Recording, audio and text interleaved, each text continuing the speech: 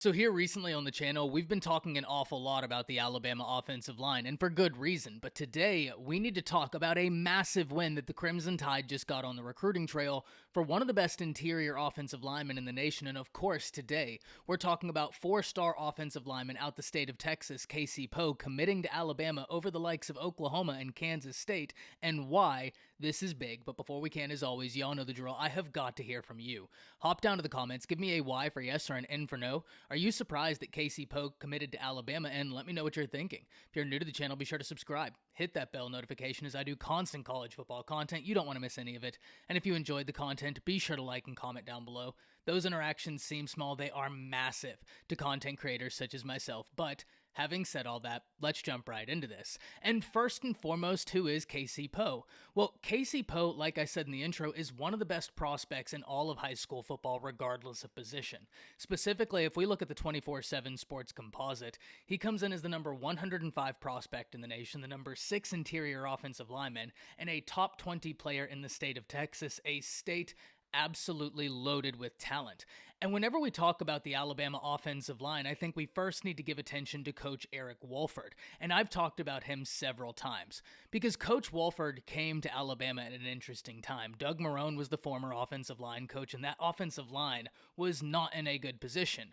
Then in comes Coach Eric Wolford. And I was super intrigued to see what strides he'd be able to make. And not only did Alabama's offensive line show a lot of growth last season, he has been an absolute menace on the recruiting trail. We need to break down the prospects Eric Wolford has been at least involved in that Alabama has been able to land. And for that, we need to start with Caden Proctor, Anthony Rogers, Wilkin Formby, Mason Short, Ola Salinan, Miles McVeigh, Rico Scott, McElderry, Isaiah Fega, and Joseph Ionata, not to mention Casey Poe. So this is a really impressive list for a guy that hasn't been at Alabama for a couple seasons. This is why I was so excited whenever Eric Wolford was announced as the new offensive line coach for Alabama. Not only could you track a statistical improvement everywhere he's been in the offensive line, but also his ability to recruit. Whenever he was at Kentucky, he got some big wins over Alabama for some offensive linemen, and so right then and there, you knew this was a guy who could seriously recruit. Now, he has the Alabama brand behind him when he goes out to recruit, and that is no doubt a very powerful thing. We know Eric Wolford can be a phenomenal recruiter, but you're going to be even better if you're a phenomenal recruiter and you have the Alabama brand behind you. And what do I mean when I say the Alabama brand? Well, quite simply, we know what the Crimson Tide has done over the last decade in terms of winning, in terms of developing, and it's impossible to argue with the results. So you can be a phenomenal coach, then go into these living rooms and say, hey, independently of Alabama, I've been very successful. I have been able to grow offensive lines, develop offensive linemen, but now I have all the resources one could want. Not only am I going to be coaching you, but you're going to be going up against some of the best defensive linemen in the nation on a day-in, day-out basis. That's a tough pitch to argue against, and why Alabama finds themselves as so successful on the recruiting trail.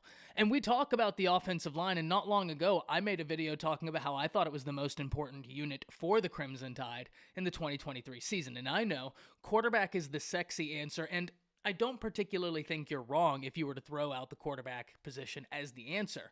However, in my opinion, because the quarterbacks are all new, the offensive line is going to be paramount to give them the time to make the correct reads and therefore make the correct plays.